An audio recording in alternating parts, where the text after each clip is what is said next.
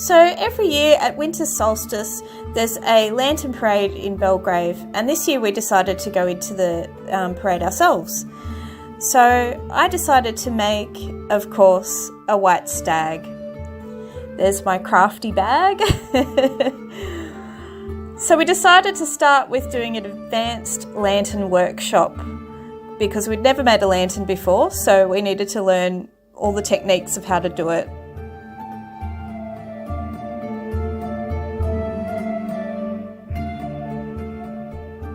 This is one of the ladies that was at the workshop. She made a bee.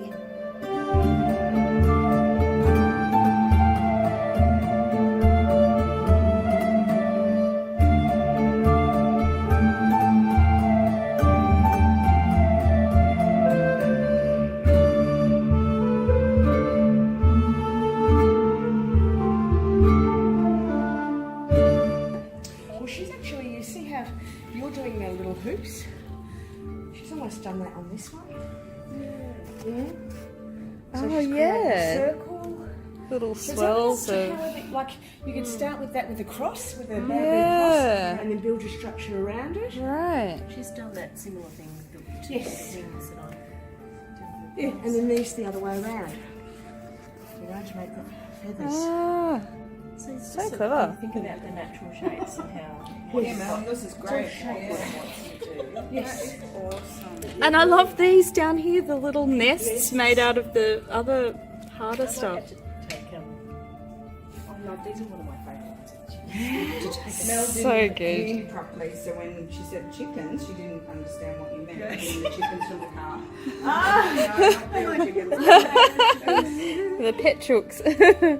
So Renata made these.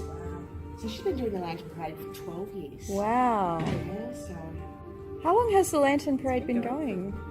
I think we're 12, maybe 13. Okay, yep, okay. Might be a little bit longer. Yep. Yeah. Long time the then. guy that was at Lismore that brought it here. Oh, okay, yep. I Yeah, think I so- saw some pictures of the Lismore one when I was Yes. looking online. Yeah, Yes. okay. So this chook lantern was one that we saw in the last lantern parade and absolutely loved. So we were really chuffed when she actually had it stashed away and brought it out for us to have a look at.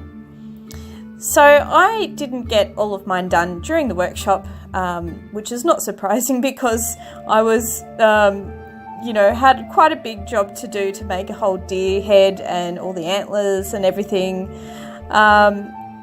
She did send us home with all the stuff to keep making the lanterns, which was fantastic. I highly recommend, if you've never done a lantern before, that you do start with some sort of workshop because it was a great experience to be able to talk to other people about how to put it together and get started, because it can be a little bit overwhelming. So we used what's called reed core. It's very bendable and pliable, and it's used in a lot of basket making. And you can see I'm just attaching it there with masking tape. So the actual process of attaching each part is really straightforward. It's really just the construction that's difficult, because everything you make is going to be constructed differently depending on what you want to do. And I had no blueprint for this, so I had to really have a think about how I wanted to construct the deer head. I did find some pictures online of similar deer sort of lantern looking things, and used those to help me work out how to make the structure. It's a lot of sort of loops, so you might think of, if you've seen a 3D rendering on the computer and how there's that sort of mesh of interlocking lines that covers a 3D object, you sort of need to think about it in the same way when you're creating your own piece. So, making different loops, and, like for example, the front of my deer head, I needed it to come to more of a point. So I had to make another circle that was smaller that I could then attach the other loops to make it start to curve inwards. And the eyes, I needed different curves for those. You want enough on there as well that you can add your paper on later, so you do need to think ahead of, you know, is there enough of a base, I guess, for all of your paper to be added onto.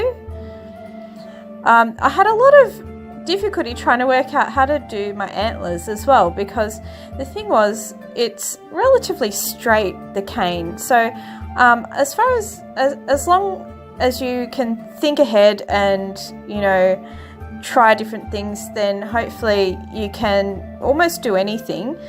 She gave me a few different types of materials, so I did have a cane and one that was a bamboo, so a thick cane and a bamboo. So the cane was quite bendable, whereas the bamboo, of course, was really rigid. So I used a lot of that thick cane.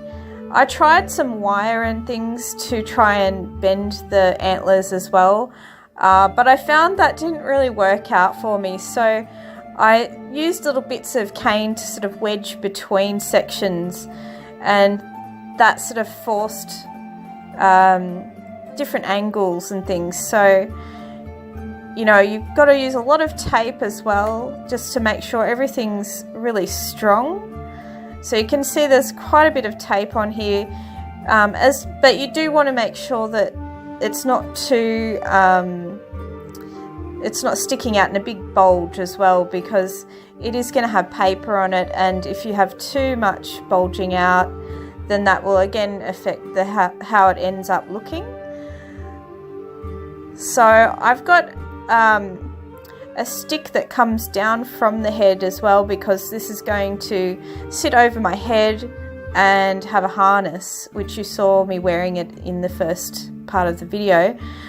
So I had to really think about how it was going to sit on my head and, you know, how it was going to be attached. Now you can see I've finished all of the construction of the frame, and now I need to add the lights. I ended up using 4 sets of lights actually. They needed to be a battery light because, you know, you can't exactly plug yourself into an outlet or anything.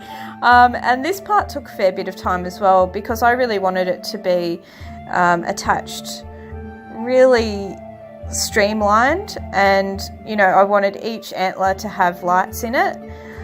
So I needed to attach quite a bit of tape to do that, and you can see I'm trying to put that battery pack through there. I didn't think about that when I very first started it, and realised that I'd better be careful about where the battery pack is, because otherwise I won't be able to attach that in there.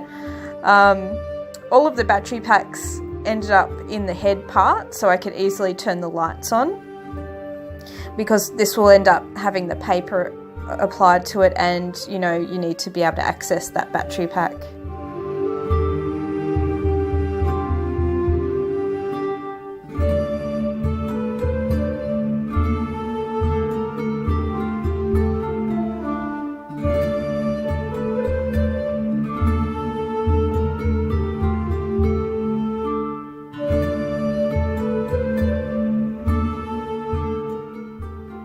You can also use LED strip lighting. I didn't have time to pick up the battery pack version of the LED strip lighting, and I couldn't find any locally, which is why I ended up using just the fairy lights there. And I wanted a cool tone fairy light, because I was going for a really ethereal looking lantern, and I wanted to add purple to it as well. Think Harry Potter Patronus. So this is just really cheap greaseproof paper that you use to put over the lantern, and you use a mix of PVA glue, 60% glue to 40% water, and paint that on, double up the paper just for some added strength, and, you know, start applying the paper. Now I've seen this done in many ways. Some people attach tiny little pieces of paper, one little bit at a time, when they're making a lantern. Other people use big sheets of it. I followed her method, which was just doubling the paper up and, you know, applying it to each part, because I wasn't really sure the best method. I've never made a lantern before this. So I just started to piece it together really, and started at the tips of each of the antlers. I thought that would be a good place to start adding the paper, and then worked my way down from there.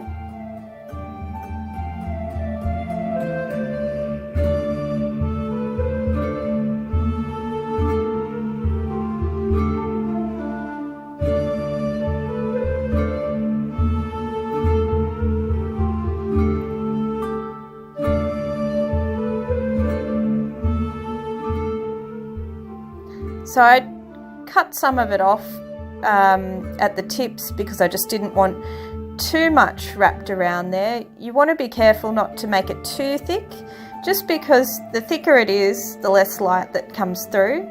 So just keep that in mind, I guess, when you're making a lantern.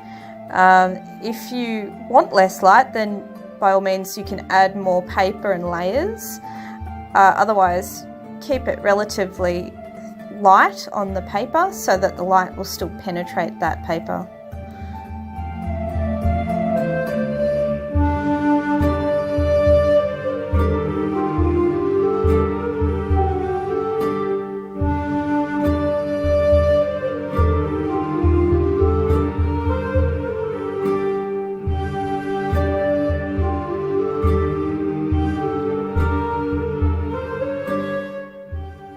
So I basically just did one side at a time. There's my hubby, come to visit me because I was up there for hours. The paper sticks a little bit to the frame, but I found that it didn't stick a lot, so I really wanted gravity to hold it in place. So I really just left it while it was drying on the first side and then flipped it and did the second side.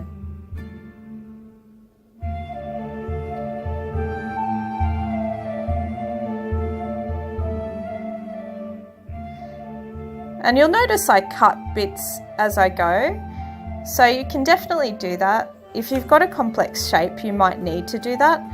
I did try to think about the shape of the paper, the size of the paper before I put it on, but then quite often, because of curves and things like that, I needed to just cut different bits of it so that I could overlap it differently, and that sort of thing. It's a bit of a messy job though.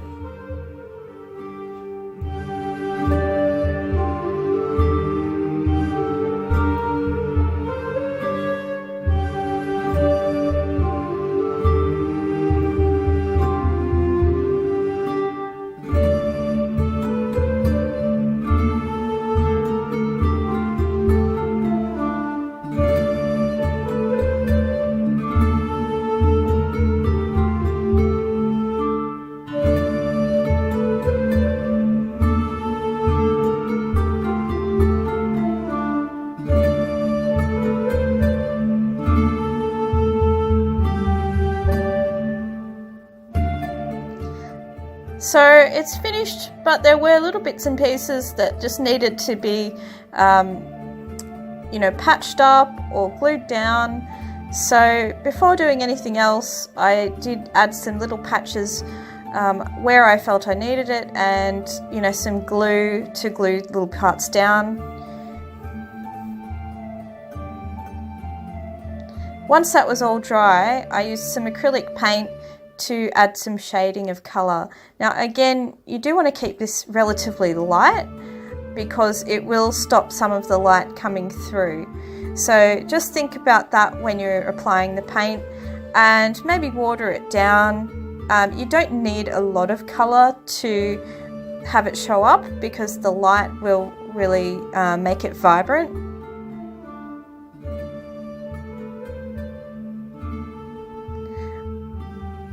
I decided to shade each tip and sort of accentuate the lines of the antlers.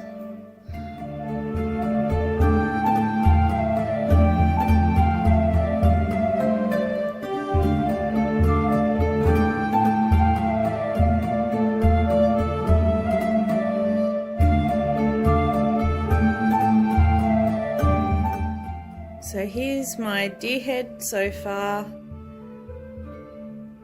I've painted it a little bit, sort of shaded purple tips down the antlers and on the face. I might do a bit more on the face to define it, like the eyes, and define them a bit more.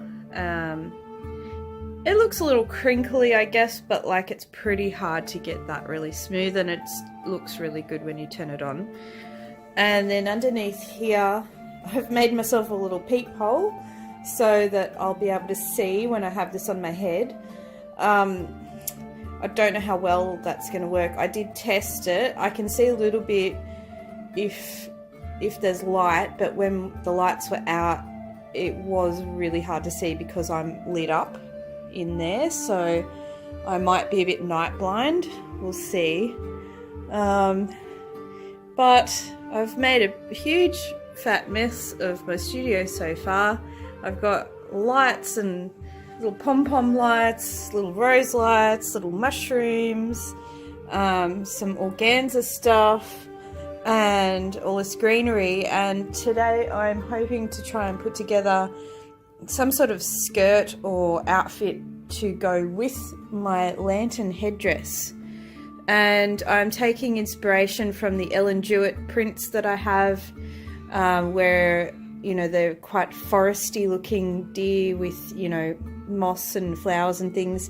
I did toss up whether to put some things on the headdress, flowers and whatnot on the headdress, but every time I look at it lit up, I quite like it just as it is. So for now I'm going to put it on the skirt and see how I like that, and if I feel like I need to like even it out by, you know, putting a couple of things on the head, then maybe I'll do that. So that's where we're at.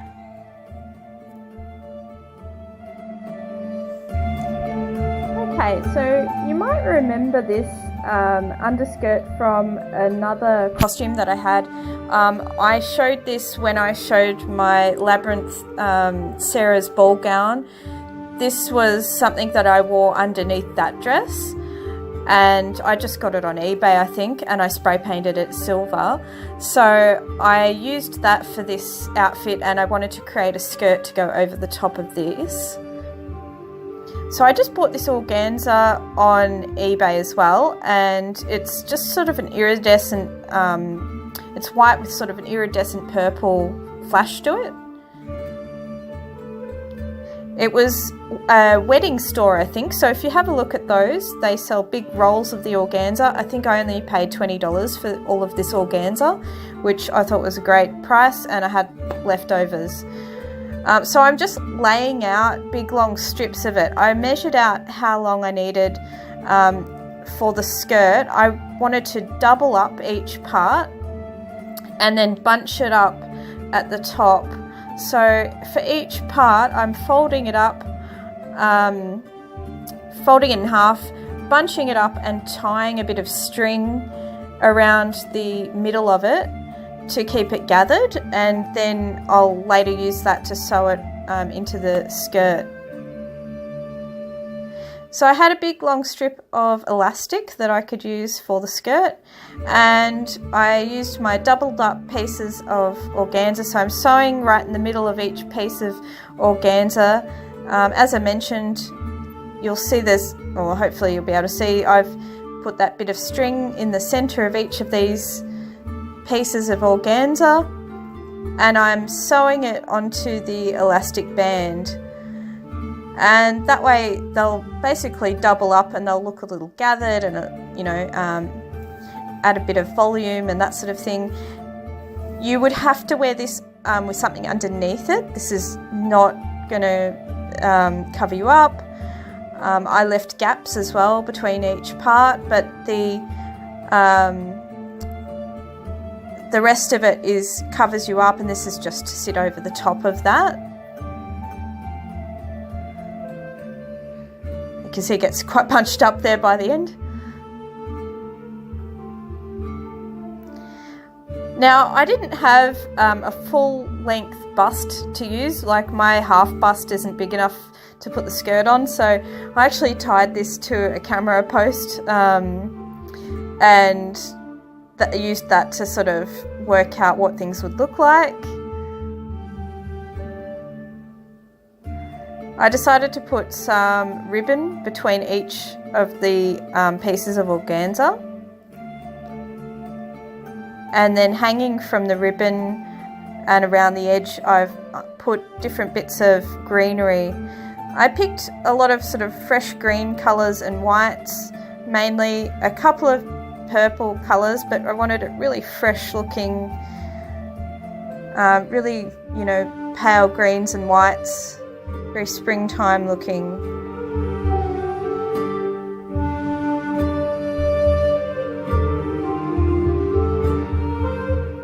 My outfit's very winter meets spring, which I think sums up winter solstice because it is the coldest part of the winter, and celebrating that things will be starting to warm up and starting to move towards spring.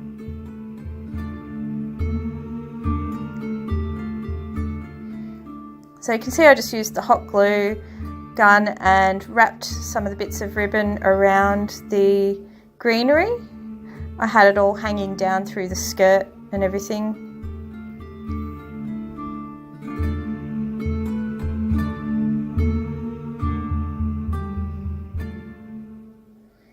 And I did decide to put a few of the bits onto the lantern as well, and mushrooms. So here's me just giving it a test run to see how the skirt and the lantern look. I was really pleased with how it turned out, and I can see myself definitely making another lantern.